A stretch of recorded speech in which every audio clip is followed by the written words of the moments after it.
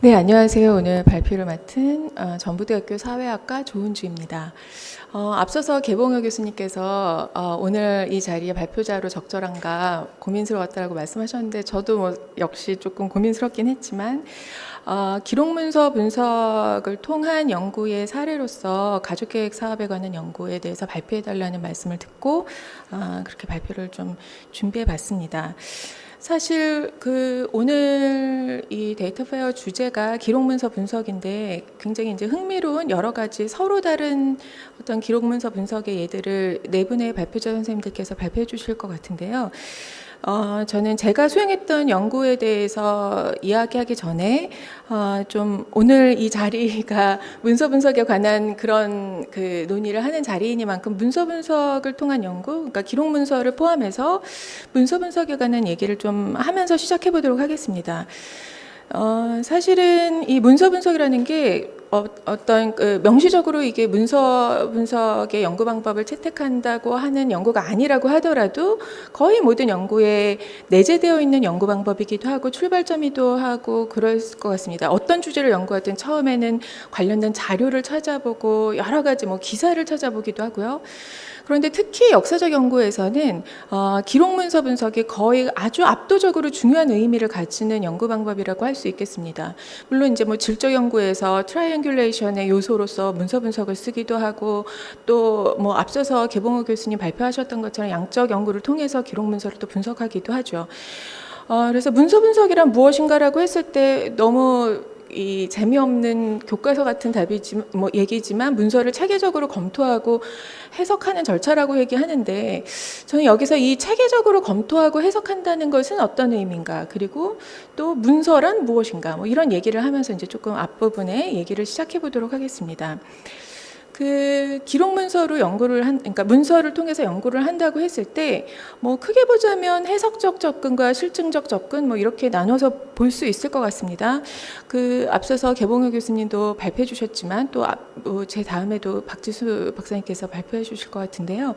최근에는 이 실증적 분석이 굉장히 많이 발전해서, 사실 이제 오래 전부터 근거 이론과 결합해서라든지 혹은 내용 분석의 방법론으로도 이제 많이 문서 분석을 했었고, 최근에는 특히 텍스트 마이닝을 통해서 토픽 모델링이나 시멘틱 네트워크 어널리시스 같은 어떤 연구들이 굉장히 많이 활발하게 이루어지고 있습니다.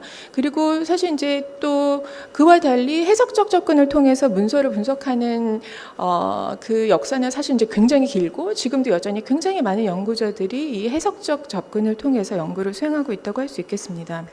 좀 오늘 얘기하고 싶은 거는 문서 분석이라는 게 가추라고 번역하기도 하고 귀추라고 번역하기도 하는 이 앱덕션이라고 얘기하는 이제 추론의 방법이랑 연결시켜서 좀 말씀드리고 싶습니다. 그러니까 우리가 흔히 추론의 방법으로 연역이나 귀납을 얘기하는데 이 가추적 추론이라는 것은 관찰한 사실들을 설명하기 위한 가설들을 생성하고 더 많은 관찰을 통해서 발전시키는, 우리가 흔히 연역을 모든 인간은 죽는다, 소크라테스도 인간이다, 그래서 소크라테스는 죽는다, 그리고 귀납은 200조도 희다, 저백조도 희다, 그래도 모든 백조는 희다, 이렇게 얘기하는데, 귀추는 아침에 일어났더니 땅이 젖어 있다, 지난밤에 비가 왔나 보다라고 얘기하는 이런 것들을 이제 가추의 예로 얘기하는데요. 사실 이 가추는 지식의 불확실성, 그리고 관찰 혹은 자료의 불완전성을 전제하면서 이루어지는 이 어떤 추론의 방식이라고 할 수 있겠습니다. 그래서 의학적 진단이든 혹은 과학적 발견이든 이 가추의 방법을 따라서 많은 이제 그런 추론들이 이루어지게 되는데요. 이 문서 분석과 가추를 연결시켜서 제가 말씀드리는 이유는 문서를 보고 기록을 검토하면 할수록 거기에서 새로운 사실들을 관찰하고 그 관찰한 사실 속에서 어떤 질문들을 이끌어내면서 어떤 질문들 혹은 설명해야 하는 어떤 퍼즐들을 더 많은 문서를 검토하면서 설명을 발전시켜 나가는 과정, 이게 이제 문서 분석에서 굉장히 중요한 과정이라고 생각합니다. 그러니까 제가 생각할 때 조금 안 좋은 방법은 아주 연역적으로 그 연구자가 가지고 있는 어떤 그 과정들을 이 자료를 통해서 확인하고자 하는 이런 방식이 조금 피해야 하는 방식이라고 생각하는데요.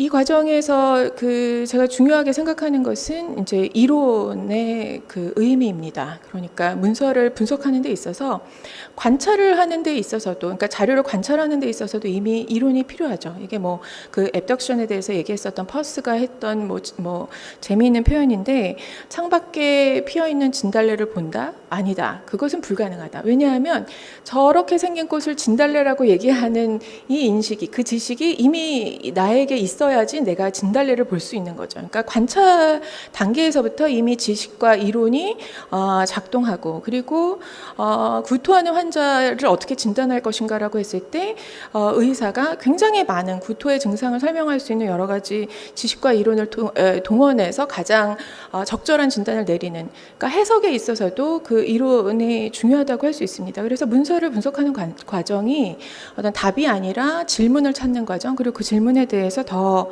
좋은 설명을 만들어 나가는 과정이라는 것을 얘기하고 싶습니다. 그래서 결국 이제 앞서서 처음에 던졌던 질문인데요. 문서란 무엇인가? 그러니까 우리가 문서를 분석한다고 했을 때 문서란 무엇인가?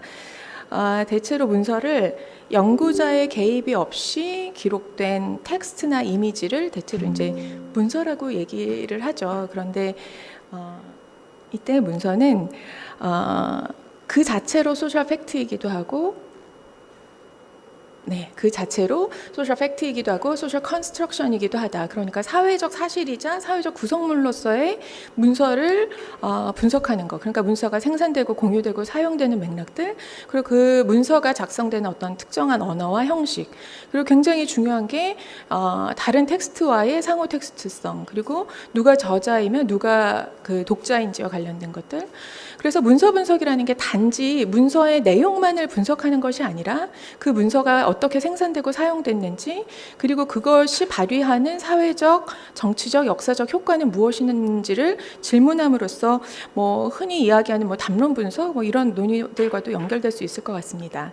자, 그래서 이제부터는 제가 한국의 가족계획 사업에 대해서 제가 수행했던 기록문서 분석의 예를 말씀드리도록 하겠습니다. 이거는 뭐 여러분 잘 많이 보셨겠습니다만 한국의 그 합계 출산율과 출생아 수 추이인데요.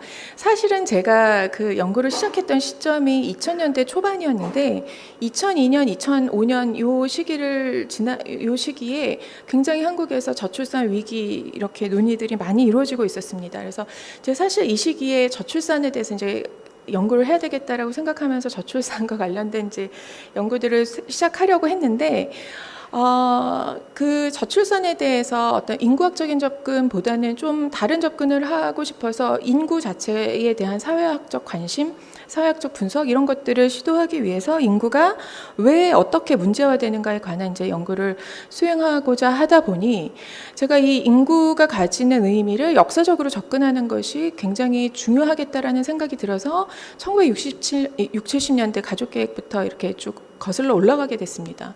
그리고 사실 원래 생각은 제가 이제 박사학위 논문 쓸 때 1960, 70년대부터 최근에 저출산까지 이제 다루려고 하였으나 이 60, 70년대 가족계획을 봤을 때 그 문서 분석의 과정, 문서를 검토하는 과정에서 여기에서 이제 해야 할 얘기가 아직 굉장히 많다는 생각이 들어서 이제 그 60, 70년대 가족계획에 관한 연구로 그 초점을 두게 됐습니다. 그 가족계획 사업에 대한 접근을 그 전 세계 산하 제한에 관한 이제 그 역사학자인데 코넬리가 했었던 표현을 빌자면 탑다운으로 접근하는 방식이 있고 바텀업으로 접근하는 방식이 있을 텐데 그게 아니라 인사이드 아웃이라는 거는 계속 안팎을 뒤집어 보는 방식이라고 할 수 있겠습니다. 여기에 이제 굉장히 기록문서 분석이 아주 중요하고 의미 있는 역할을 할 수 있다고 생각하는데요.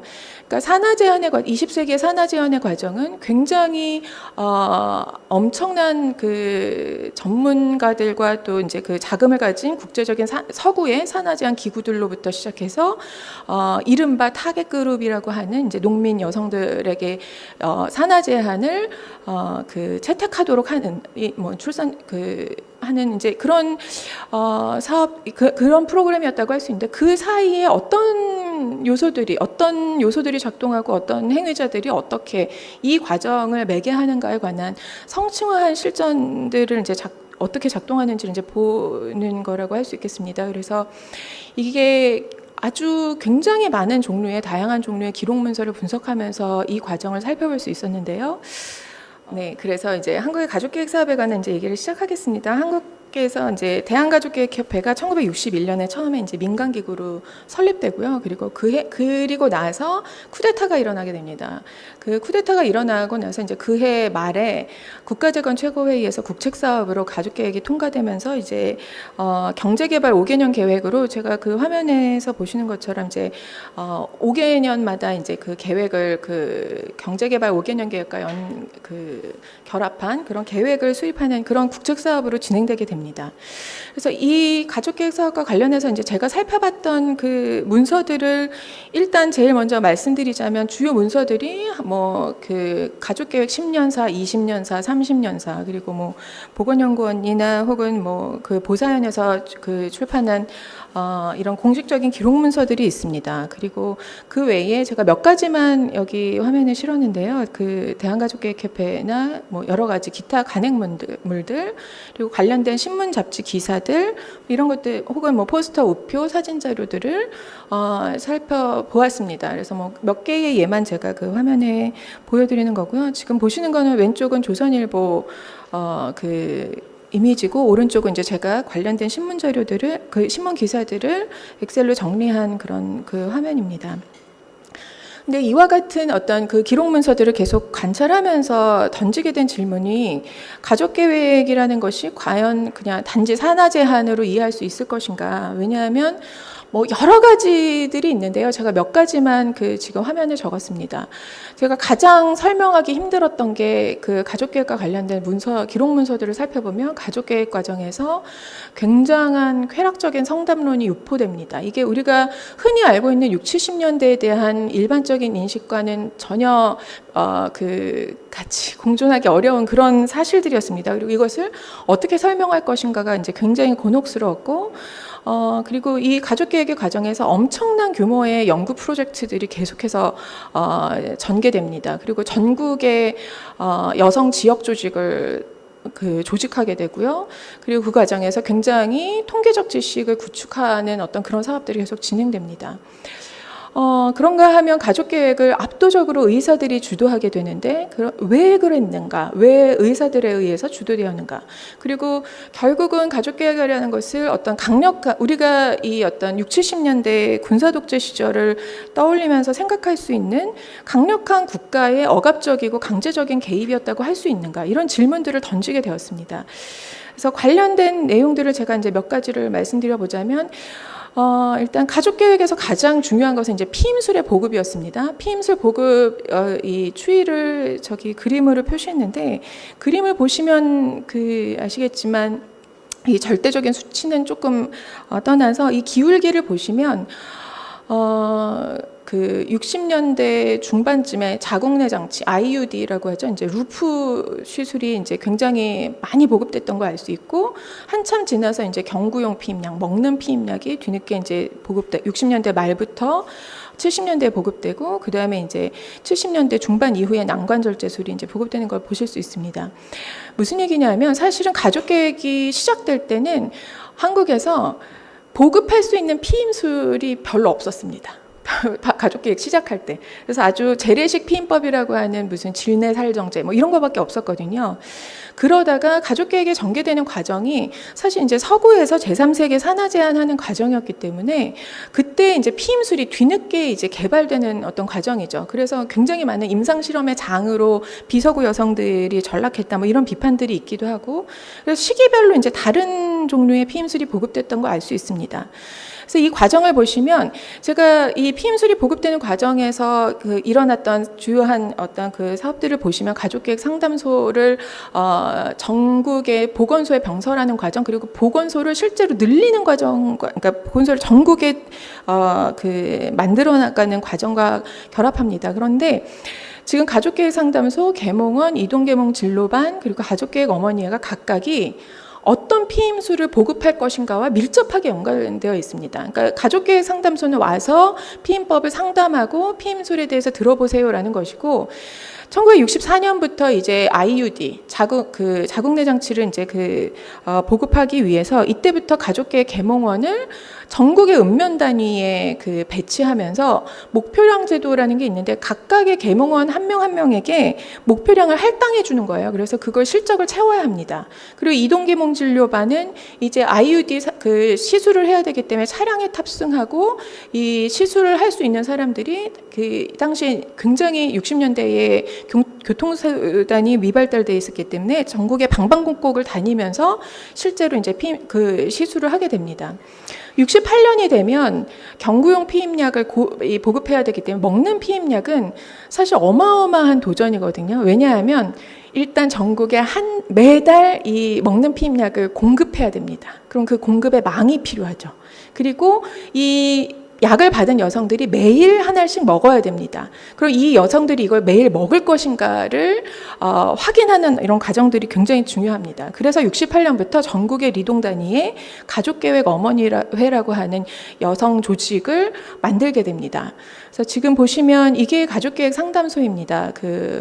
사진들이 조금 더 있지만 제가 몇 가지만 가지고 왔습니다. 이건 서울에서 했었던 성동구에서 했었던 이 가족계획 상담소의 사진이고요. 이게 아까 말씀드렸던 이동계몽 진료반입니다. 저 차량들도 다 해외에서 원조를 받은 차량들이고 이 차량에 시술할 수 있는 팀이 탑승해서 방방곡곡을 돌면서 이제 시술하는 것이죠. 그리고 이게 가족계획 계몽원들 전부 다 양장을 입고 저는 이제 이게 되게 근대성의 표상이었다고 생각하는 당시에 그 여성들에게 이 계몽원들이 할당받은 실적을 채우기 위해서 그 여성들에게 피임을 보급하러 다녔습니다. 그러면 이 피임술의 보급이라는 게 그냥 피임술을 보급하는 게 아니라 피임법을 시술할 수 있고 보급할 수 있는 인력을 훈련하는 과정을 반드시 거쳐야 하고 이를 보급하기 위한 여러 가지 행정망들이 발전해야 되는 이런 과정이었고 그렇기 때문에 굉장히 많은 조사 연구 사업들이 전개되면서 이 과정에서 어떤 방법이 효과적인가에 관한 연구들이 대규모로 이제 이루어지게 됩니다. 그래서 다음으로 제가 말씀드릴 것은 그러면 제가 지금 앞서서 말씀드렸던 그런 문서 자료의 검토를 통해서 이제 제가 가졌던 의문들을 발전시키면서 이제 가족계획 어머니회란 과연 이제 어떤 성격을 가진 곳이었는가, 가족계획 어머니회와 관련된 이제 자료들을 쭉 살펴봤는데 그 중에서 이제 일부를 여기 화면에 보시는 것처럼 보여드리겠습니다만. 이 가족계획 어머니회가 68년에 아까 말씀드렸던 것처럼 먹는 피임약을 보급하기 위해서 만들어진 조직입니다. 서울과 부산을 제외하고 전국의 리동 단위에 모두 이 어머니회를 만들게 되는데요. 이게 결국 이제 나중에 새마을 부녀회로 강제적으로 이제 통합되게 됩니다.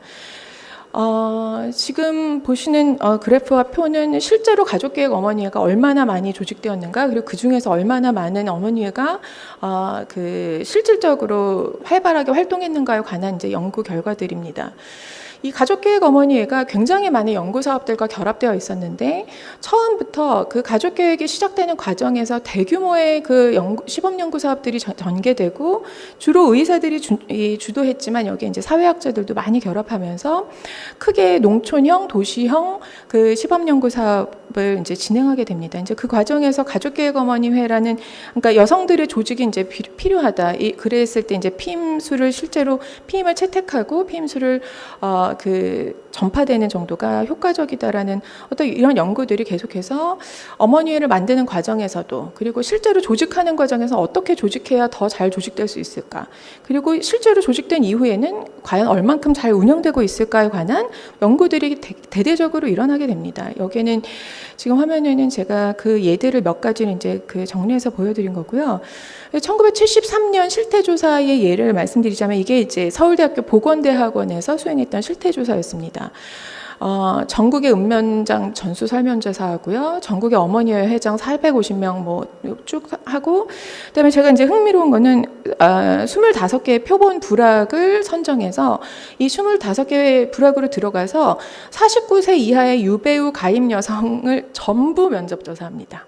그래서 부부의 생식행위, 임신, 출산, 양육 뭐 이런 것들을 어떤 이 여성들을 어떤 특성, 어떤 변수, 어떤 속성을 가지는 사례들인가로 이제 인식해내는 과정이 대규모로 이뤄내게 돼서 이때 이 수집된 자료들이 얼마나 광범위했냐면 그 디퓨전이 그러니까 그 이노베이션이 어떻게 디퓨전 되는가에 관한 이제 아주 저명한 연구자인 뭐 로저스가 자신의 저작에서 계속 한국의 가족계획 어머니회 이 데이터를 언급합니다. 그리고 뭐 유명한 사회학자죠 그라노베터가 그 집합행위의 스레시홀드 모델 얘기하는 이 논문에서도 역시 이 가족계획 어머니회의 데이터를 얘기하고 있을 정도로 방대한 데이터들을 수집하게 됩니다. 그래서 사실 저는 이게 서울대 보건대학원에서 이루어진 조사여서 이 데이터는 남아 있을까 이게 항상 이제 궁금하기도 했었는데요. 보시는 것처럼 이게 당시에 이제 뭐 굉장히 많은 걸 수집하거든요. 뭐 그 피임에 대해서 누구랑 상의하냐, 뭐 주로 보는 매체는 뭐냐, 뭐 이런 것들. 그래서 누구랑 주로 친하냐, 무슨 문제는 누구랑 상의하냐를 다 물어서 이렇게 되게 지금 보자면 아주 단순하지만 이렇게 비주얼라이즈 하는 뭐 이런 작업들도 이제 하게 되고요. 이 당시에 이 보고서를 보면 우리가 수집한 데이터를 분석할 수 있는 방법이 별로 없어서 굉장히 아쉽다라는 표현이 등장할 정도로 뿐만 아니라 이와 같은 이제 연구 사업이 전개되면서 동시에 이 가족계획과 관련된 조사나 연구 사업이 전개되는 과정에서 이것이 이제 어떤 연구 기관으로 이제 계속해서 확장되는 과정, 그게 이제 오늘날 이제 보사연으로 이제 설립되는 그런 과정이었다고 할 수 있고요. 지금 보시는 건 실제로 피임 시술하고 했을 때 여기서 피임을 시술하는 여성들에게서 수집되는 데이터들, 이게 이제 왼쪽에 보이시는 그 피임 시술 요청명 확인서고, 오른쪽에 보시면 이제 이게 읍면에서 관할 보건소에 보고하고, 보건소에서 취합한 자료는 관할 시도로 제출하고, 그리고 이것이 이제 보사부 장관에게로 이어지는 이런 체계들을 구축해 나가는 그런 과정이 이루어지게 됩니다. 그래서 사실은 가족계획 사업이 처음에 1961년에 국책 사업이 됐을 때 이 과잉 인구에 대한 불안이 어떤 통계적인 지식에 근거한 것이었다고 볼 수가 없습니다. 왜냐하면 당시에 통계 자료를 가지고 있는 것이 거의 없었습니다. 출산율과 관련된 통계 자료도 없었고요. 그리고 제가 아까 뭐 가족계획 계몽원 얘기하면서 업적을 세워야 됐다, 실적을 세워야 된다고 했었잖아요. 근데 그걸 할당하는 데이터가 1960년 센서스 자료였는데, 사실 1960년 센서스 자료가 너무 문제가 많아서 굉장히 대대적인 혼란이 일어나서, 그래서 무슨 이중 삼중으로 피임수를 여성에게 시술해서 그걸 실적으로 만든다든지 이제 굉장히 악명 높은 그런 제도가 되기도 합니다. 사실은 그렇기 때문에 이 가족계획이라는 게 어떤 통계적 지식에 근거해서 인구 정책을 전개하는 과정이라기보다는 오히려 이 가족계획이 진행되면서 통계적 지식이 구축되고 관련된 어떤 그런 기구들이 계속 확립되는 어떤 그런 과정을 나타낸다고 할 수 있습니다. 관련해서 조금 더 확장된 논의를 가져가 보자면, 한국에서, 그래서 이런 통계적 지식이 한국에서 너무나 어떤 통계 체계나 제도가 너무 미비하다라는 뭐 이런 문제 때문에 주한통계고문단이라고 해서 이제 미국의 고위 통계 관료 출신의 스튜어트 라이스라는 인물이 이제 서베이스 리서치 회사랑 이렇게 해서 주한통계고문단이 와서 한국에 이제 통계 관련된 어떤 체계를 만들어나는 과정과 관련된 이제 자료들을 이제 쭉 살펴보면서 이게 한국에서 이제 센서스를 발전시켜 나가는 과정에서 얼마나 중요했는지, 그리고 통계 주무부서가 변천되는 과정에 어떤 영향을 미쳤는지에 대한 뭐 그런 연구를 진행했는데, 제가 이거는 시간 관계상 이렇게 쭉 그냥 넘어가도록 하겠습니다. 그리고 또 다른 장르의 또 다른 어떤 종류의 문서 자료로는 제가 앞서서 말씀드렸던 것처럼 왜 한국의 가족계획은 의사들이 압도적으로 주도했는가, 그래서 관련된 회고록, 전기, 그리고 서신, 일기, 그리고 그 밖의 자료들을 계속 이제 검토하게 되면서 뭐 아카이벌 리서치도 하게 되고, 그러면서 이제 이 당시 이제 의사들에 대한 연구들을 진행했습니다.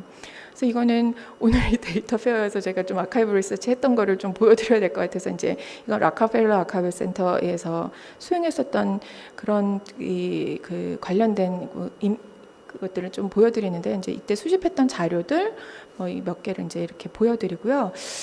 한국의 가족계획 사업은 거의 압도적으로 해외의 원조에 의해서 이루어졌고, 그리고 이제 피임수를 보급하는 과정에서도 마찬가지였습니다. 왜 그런가? 그러니까 앞서서도 말씀드렸던 것처럼 그 서구에서 제3세계의 인구를 통제해야 된다, 산하 제한에 대한 어떤 이 관심이 굉장히 뜨거웠고, 이 당시가 특히 냉전 질서하였기 때문에, 그러면 이제 이 서구의 특히 이제 미국의 이해관계를 가지고 비서구 사회의 산하 제한을 확산시키고자 했을 때, 이들이 예를 들어서 한국의 농촌 여성들에게 피임수를 보급하기 위해서 이들은 무엇을 필요로 했을까? 로컬의 행위자들인 거죠. 그러니까 이 어떤 글로벌의 압력과 그 로컬의 맥락을 그 중재할 수 있는 중재자, 어떤 인터페이스로서 누가 과연 서구와 대화할 수 있는 근대적인 어떤 태도를, 어떤 전문성을 가지고 있는 어떤 그런 존재가 이 로컬의 액터로서 누가 있었을까? 사실 이제 1950년대 기록들을 제가 쭉 보면서 봤던 것은 1950년대에 뭔가 조직적으로 집단화되어 있는 어떤 근대적 행위 주체는 의사와 군인밖에 없더라고요. 근데 이때 그래서 이 의사들에게 접촉하고 의사들과 의사들은 이제 이걸 중재할 수 있는 행위자들로 이제 서구의 여러 기구들이, 그리고 서구 정부들이 이렇게 이 의사들을 필요로 했던 것, 그리고 이제 그것이 이제 의사들이 또 자신들의 행위자성을 발휘할 수 있는 어떤 공간으로 삼았다는 거, 이런 것들을 볼 수 있었습니다. 마지막으로 제가 역시 아까 처음에 말씀드렸던 것처럼 가족계획과 관련된 문서 자료들을 검토하면 제일 곤혹스럽고 당혹스러운 것이 이제 가족계획의 이 자료들에서 나타나는 성담론입니다. 가족계획협회에서 정기간행물을 1968년에 창간하는데요. 이 월간지는 아까 말씀드렸던 가족계획 어머니회에서 다 돌아가면서 보라고, 한 달에 한 번씩 보라고 만들어진 이 정기간행물이었습니다. 그리고 놀랍게도 1971년에 가족계획협회에서 성교육 관련 그러니까 성교육 교재를 출간하게 됩니다. 지금 보시는 건 이제 가정예법 이 화면이고요. 제가 이거는 이제 그 가정예법 기사들을 목록화했었던 어떤 그런 자료들입니다. 그런데 이제 가족계획의 성을 과연 어떻게 다루었는가? 이 월간 가정예법을 보면 매호에 걸쳐서 다양한 내용의 이제 성담론을 게재하고 있었으면 볼 수 있습니다. 그리고 이 당시 이제 이 성교육 서적이 굉장히 사실 놀라운데요. 굉장히 지금 보더라도 깜짝 놀랄 만한 그런 내용들의 어떤 그런 내용들이 수록되어 있는 것을 볼 수 있습니다. 이것을 어떻게 해석할 것인가를 이제 제가 굉장히 고민하면서 여러 가지 이론들, 그리고 다른 자료들을 검토하게 되었는데, 짧게 말씀드리자면 이게 가족계획이라는 게 단지 어떤 단지 자녀를 적게 낳아라가 아니라, 결혼이란 무엇인가, 자녀란 무엇인가, 가족이란 무엇인가에 관해서 완전히 새롭게 사유하도록 만드는, 그래서 부부관계의 중심성을 핵심으로 하는 동반자적 결혼에 관한 논의들, 그리고 그 사랑하는 남녀가 결혼해서 사랑의 결실로 얻은 자녀는 많아서는 안 되는 거죠. 그래서 이걸 RS는 생물학적 테일러주의라고 얘기하기도 하는데요. 이런 과정을 통해서 근대적 성별 분업이 확립되는 어떤 그런 과정이라고 볼 수 있겠습니다. 제가 시간 관계상 아주 간단하게 이제 몇 가지의 주제들을 가지고 이제 제가 수행했던 어떤 문서 자료 검토에 대해서 말씀드렸는데, 사실 이제 가족계획 사업이라는 게 그런 점에서 피임수를 보급하기 위해서 행정망을 구축하고 여성들을 조직하고 인구에 대한 지식을 구축하면서 통계 체계나 보건 체계를 수립하고, 이러면서 이제 우리가 흔히 그러니까 이론적으로 얘기했을 때 국가의 통치화라든지 혹은 국가 형성이라고 하는 과정이 바로 이제 이 가족계획 사업을 통해서 이제 드러나고 있었다고 할 수 있겠습니다. 뿐만 아니라 이 출산율 감소와 산업 자본주의 사이의 어떤 선택적 친화성, 물론 이게 굉장히 인구학적으로는 쟁점이 되는 내용이기도 합니다만, 어떤 새로운 종류의 결혼에 대한 태도, 가족에 대한 태도, 아이에 대한 전혀 다른 종류의 어떤 감정들이 확산되면서 이 가족계획 사업이 전개되는 과정을 볼 수 있었습니다. 그래서 국가연구 이게 일종의 어떤 국가 형성의 과정이라고 제가 말씀드렸습니다만 우리가 어떤 국가를 연구하는데 이제 문서 분석을 통해서 국가 연구를 한다고 했을 때는 이게 뭐 푸코가 했던 재미있는 표현이지만 리바이어덴의 모델을 버려야 한다. 그러니까 우리가 어떤 형이상학적인 추론에 기대지 않고 어떻게 구체적인 통치의 실천이나 성격이나 효과를 분석할 수 있을 것인가. 여기에 있어서 기록 문서 분석이 굉장히 중요한 의미를 가진다라는 이야기로 마무리하도록 하겠습니다. 이상입니다.